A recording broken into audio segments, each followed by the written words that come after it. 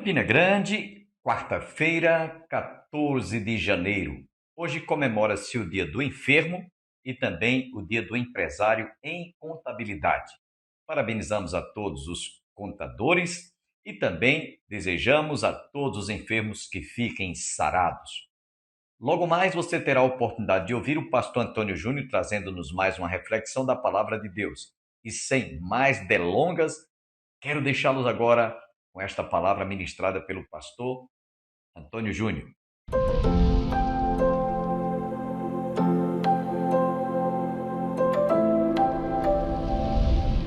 Essa temática, a igreja é essencial, é uma temática que nós observamos, ela está sendo bem recorrente em vários lugares, inclusive a consciência cristã, a temática dela é a igreja. Não é? Então, percebendo isso, nós achamos por bem trazer essa temática da igreja essencial, porque existe um livro, cujo tema é esse, a igreja é essencial. Esse livro é da editora Fiel, e lá na editora Fiel tem vários outros livros que trabalham só sobre a questão da igreja. Você tem o que é a igreja, você tem uma igreja saudável, você tem as 9 marcas de uma igreja saudável, você tem esse livro. Então,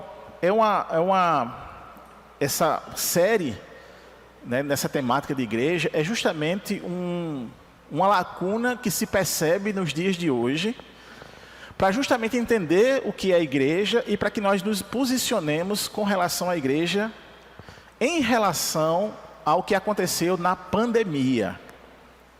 Tá certo?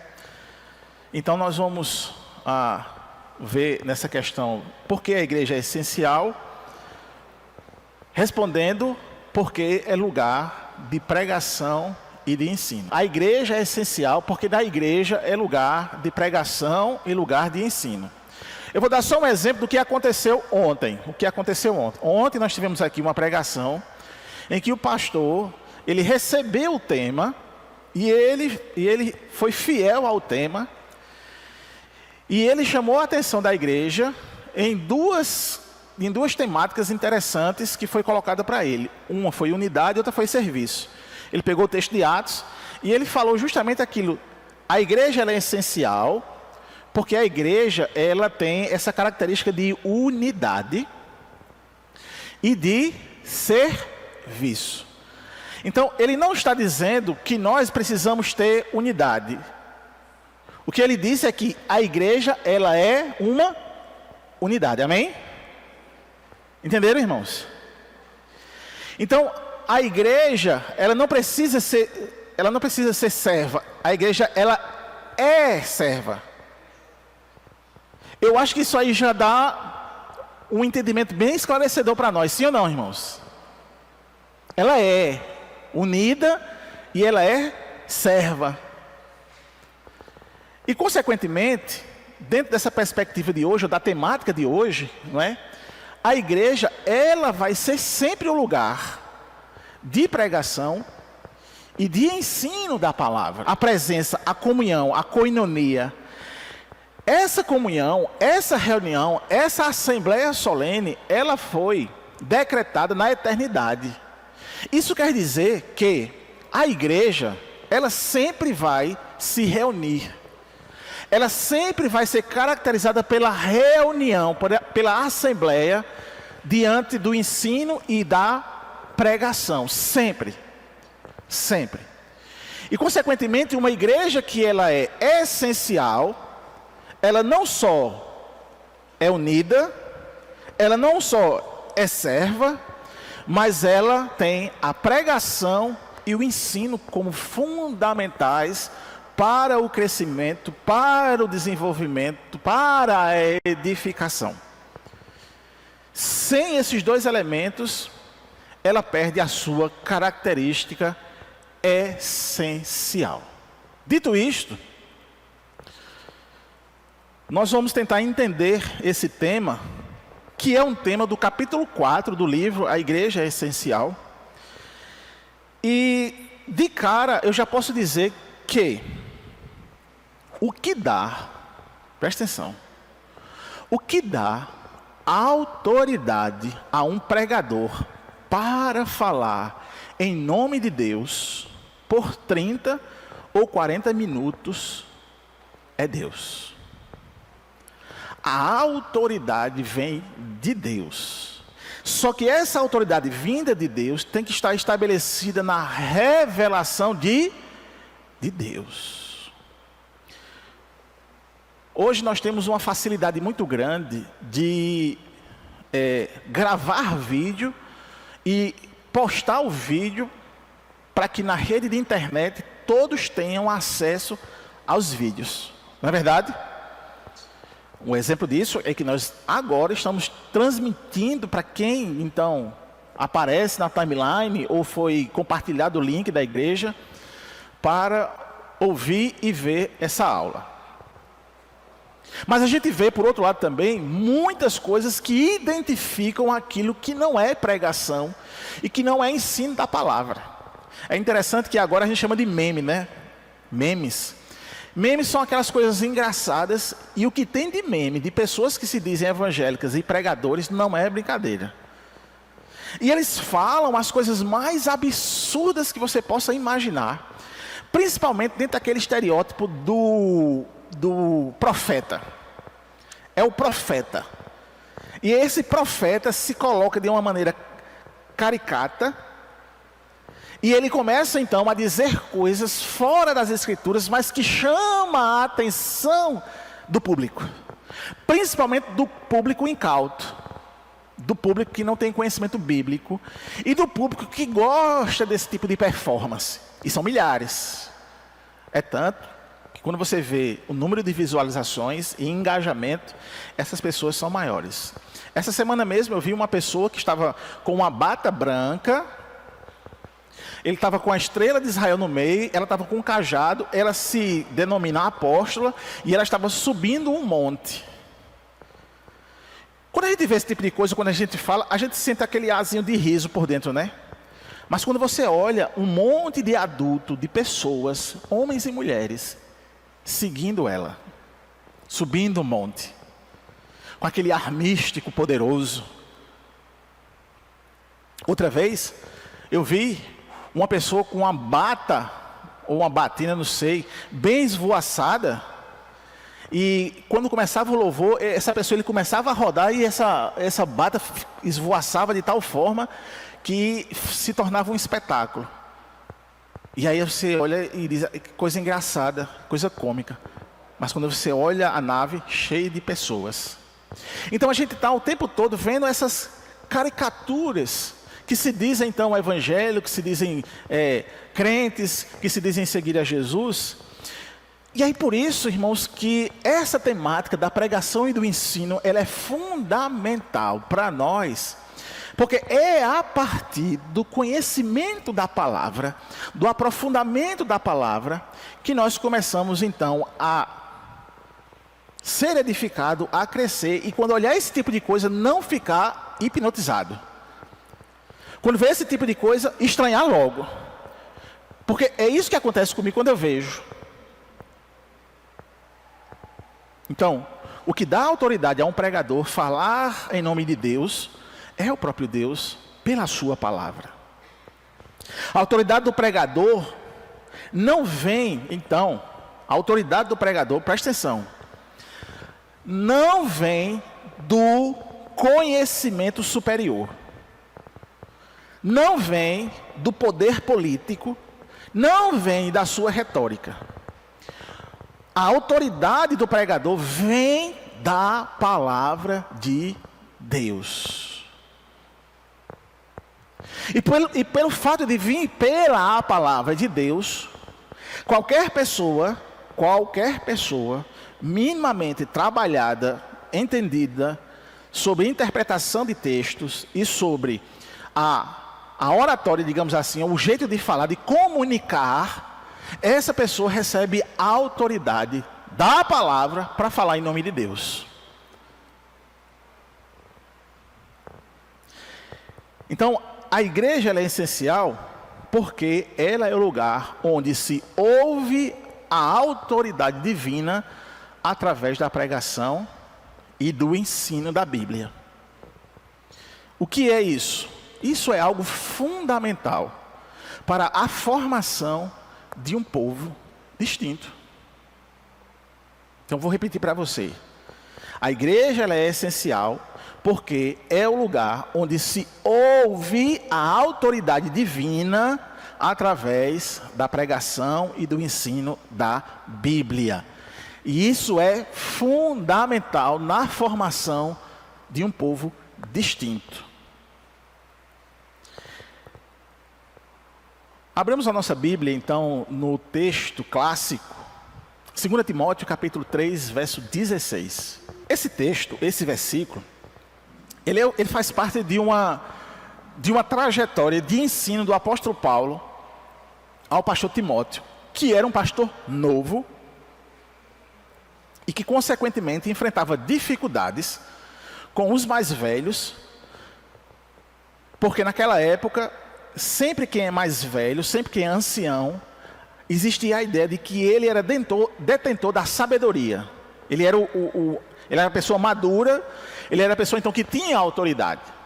Então vir um guri falar para os mais velhos, culturalmente era inaceitável, entende? E aí o apóstolo Paulo, ele vai instruir o pastor de como ele deveria regir a igreja com autoridade. E aí ele chega nesse versículo dizendo que a autoridade, ela vem da palavra, porque a palavra é inspirada por Deus e consequentemente não era Timóteo que ia falar, mas era Deus que ia falar pela palavra, e isso dava autoridade para ele falar. E aí Paulo vai dizer assim, por isso que a Bíblia ela é útil para o ensino, para a repreensão, para a correção e para a instrução. Então o apóstolo Paulo, ele resume tudo do poder da autoridade das Escrituras para dizer que não se preocupe, Timóteo, porque enquanto você prega a palavra, você ensina a palavra, você tem autoridade. Agora, de igual modo, se você diz filosofias, coisas contemporâneas que está para ser dito, para agradar o público, ou fazer com que atraia mais pessoas, isso não te dá autoridade, isso dá entretenimento. Que é outra faceta que se vê quando se reúne ou quando se está estabelecendo o que é uma igreja essencial. Então, quando vai discutir a igreja, e vai se discutir na área do ensino e na área da pregação, às vezes nós somos levados a entender que a pregação ela precisa ter um paladarzinho melhor, ela precisa ter uma configuração que anime as pessoas e não confronte ela. Providencialmente, hoje pela manhã, a gente compartilhou sobre os falsos e os verdadeiros profetas no devocional diário lá em Miqueias. E o contexto de Miqueias era um contexto de que Miqueias se levanta para profetizar para a Israel e Judá, que naquele momento os ricos estavam oprimindo os pobres, inclusive expulsando as mães, ou melhor, as viúvas e os seus filhos das suas casas e tomando as casas. Aí Miqueias se levanta para dizer o juízo de Deus, o que é que a população fez, o que é que o povo de Deus fez, confiando na aliança. Não aceita esse tipo de pregação, não. Não venha dizer que eu estou errado. Porque culturalmente estava se fazendo aquilo normalmente. Então havia se aculturado de tal forma que os ricos estavam tomando não só os terrenos, os sítios, mas estavam tomando também as casas do povo. E aí Deus levanta o profeta Miqueias para dizer ao povo que eles estavam errados, havia uma injustiça, havia uma opressão. Aí o povo reclamou. Quem é tu para vir dizer isso? A ideia então é que o povo preferia mais os falsos profetas do que os verdadeiros profetas. Aí eu pergunto a nós aqui nesta manhã, não é assim a nossa realidade? A nossa realidade é desse jeito. E aí Paulo, escrevendo também a Timóteo, diz que nos últimos dias aparecerão falsos profetas e as pessoas fazendo deles os seus mestres para pregarem de acordo com as suas concupiscências. Ou seja, a realidade da pecaminosidade do ser humano é tal que ele sabe que existe essa área espiritual, mas só que ele não quer se arrepender dos seus pecados, e para isso ele vai construir um guru, um profeta, um pastor, um padre, de acordo com o que ele quer, com o que está estabelecido em seu coração. Então, a autoridade da palavra de Deus, ela é definitivamente a fonte de toda a autoridade. As multidões, quando Jesus pregava, se maravilharam com a doutrina de Jesus, pois ele as ensinava como quem tem autoridade e não como os escribas. Está lá registrado em Mateus 7, 28, 29. Os escribas ensinavam seus próprios pensamentos. E Jesus, sendo Deus, ensinava com a autoridade de quem escreveu a lei. E aí, o pregador, ele é comparado a um carteiro. O livro traz essa comparação. Porque o carteiro, quando ele vai entregar uma carta, uma correspondência, ele não altera a correspondência, ele apenas entrega. Então, você nunca viu, pelo menos eu nunca vi, o carteiro abrir uma carta, ou abrir uma correspondência, olhar assim, olhar para você e dizer, não, você não vai receber isso aqui não. Eu vou escrever outra coisa para você, vou dizer outra coisa. Isso aqui está muito duro. Não, ele pega e entrega. Lá em casa, a gente não recebe mais porque é tudo online, né? Mas eu lembro que a gente recebia as faturas do mês. Não tinha jeito, tinha que ser entregue a fatura do mês, né? Então, veja, ele não altera a correspondência, ele apenas entrega. Então, a palavra é a base de todo o sermão, amém? E ela é o limite de todo o sermão. Então, ela é a base e ela é o limite do sermão. A autoridade do pregador, cobre tudo o que Deus disse, mas não vai além do que Deus disse. E aí, entender essa essência da autoridade, da palavra, da pregação, a gente corre então o que a gente chama de perigo da sabedoria humana. A sociedade moderna, ela nos oferece sabedoria humana em abundância. Autoajuda. Hoje explodiu os podcasts, explodiu as redes sociais. E uma igreja que oferece apenas sabedoria humana vai enfrentar uma forte competição. Eu vou dizer qual é a ideia. Olha, quando uma igreja então se reúne, digamos assim, para pensar o futuro dela. Aí a liderança pensa assim, rapaz, é o seguinte, a gente precisa fazer alguma coisa para trazer as pessoas. A gente precisa fazer um imã, algum tipo de imã para trazer as pessoas. A gente chama isso de pragmatismo. Ser pragmático. Vai dar certo, então vamos fazer. Independentemente. É o resultado, é o modelo, é o modo. E aí o que é que acontece? Se outra igreja fizer melhor, o que é que vai acontecer? Vai perder. Então, a gente pode, como igreja, fazer uma coisa aqui, um espetáculo aqui, que vai atrair uma multidão. Os bancos vai estar tudo cheio. Vai ser uma bênção, é aquela coisa toda. E a gente vai profetizar de acordo com o coração das pessoas. E a gente vai começar a falar de prosperidade, vai começar a falar, vai ter a confissão positiva, eu declaro que vai ser assim, vai ser bênção, bota a mão na sua cabeça, e vai ser aquela coisa toda, e cai gente para lá, cai gente para cá, e vai encher na igreja, vai encher na igreja.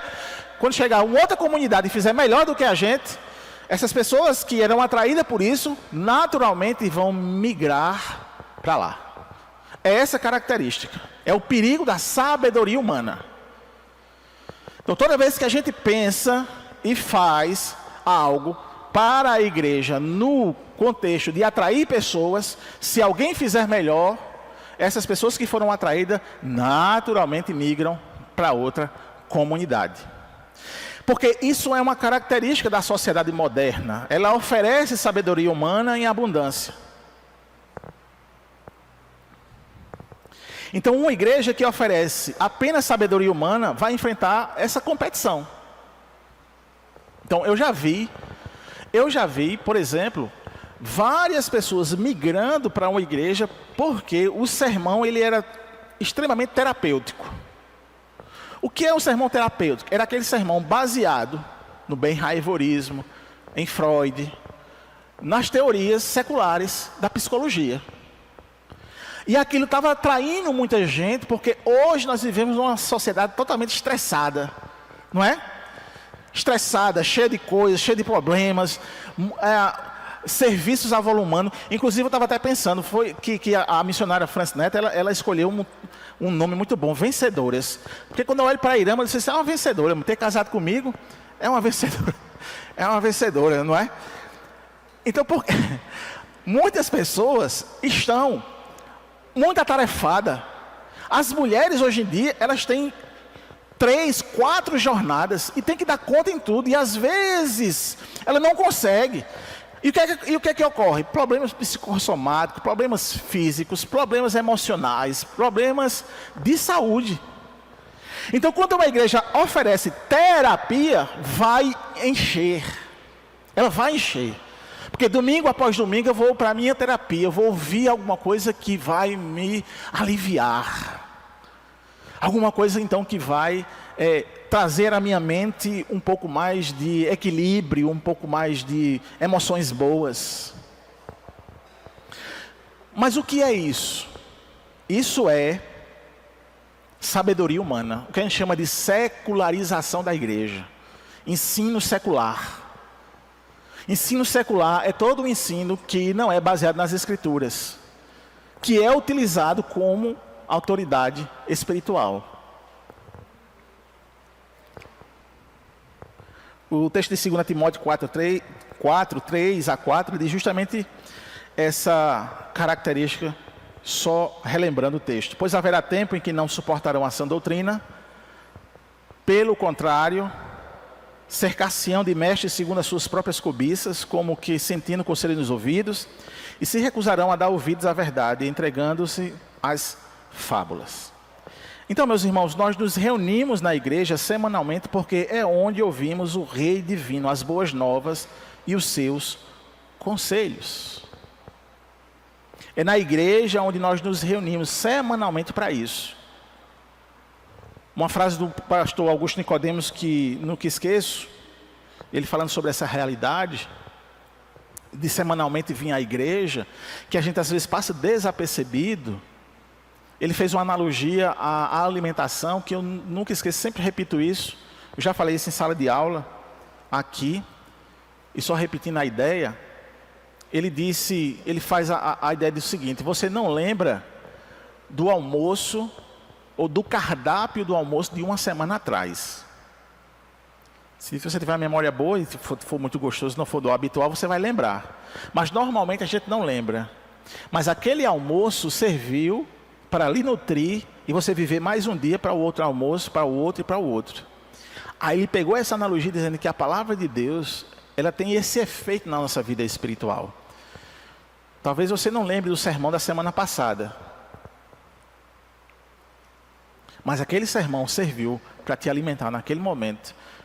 E você foi se alimentando e vivendo espiritualmente todos esses anos, todos esses dias. Então essa é a essência da pregação e do ensino, sendo redundante, ela é essencial. Ela é essencial. Por isso que eu e o pastor Bosco lutamos para que você venha para a igreja.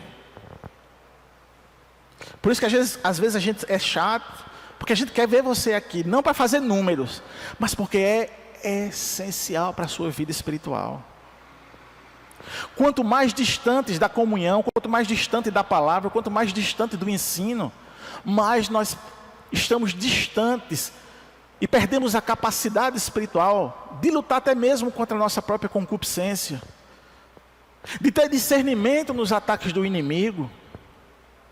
Ficamos frágeis e vulneráveis para o nosso próprio eu, e às vezes nós começamos a entronizar ídolos nos nossos corações, como a ganância, como a cobiça, como a raiva, o ódio, o despeito. Então pecados começam a se agregar cada vez mais forte, porque nós estamos fragilizados, porque nós não estamos expostos à palavra do Senhor.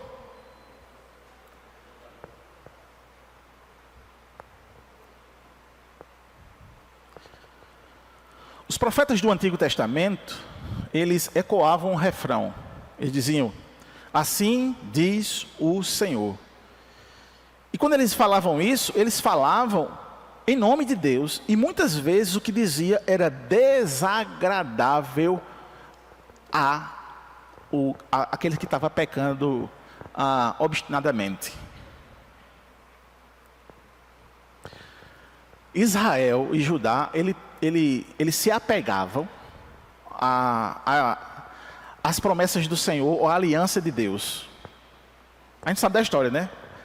Diante dos grandes impérios, os sumérios, os babilônios, os assírios, Deus escolheu um povo pequeno, nômade, para ser o seu povo.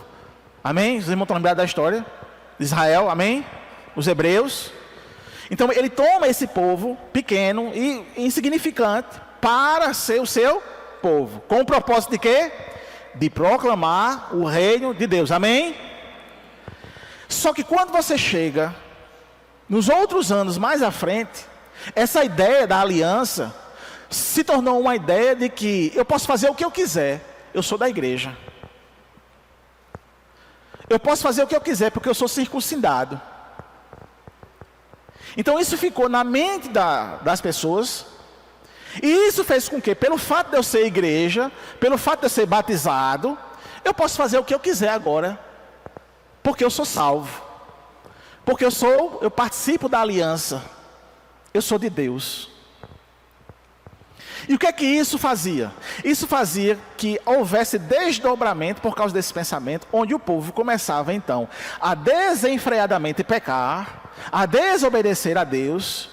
Essa desobediência e esse pecado atingia em cheio a adoração ao Senhor, ou seja, eles perdiam o sentido da adoração, e a gente vê isso várias vezes em vários livros dos profetas, o tempo todo, Deus chamando a atenção para o pessoal voltar. Não é? Quando você olha, por exemplo, para o reinado de Manassés, que foi 50 anos, foi um desastre. O povo estava na prostituição, na promiscuidade, roubando, corrupto, fazendo aliança com a Síria, era uma desgraça. Quando Josias ele é assunto ao trono, o que é que Josias faz?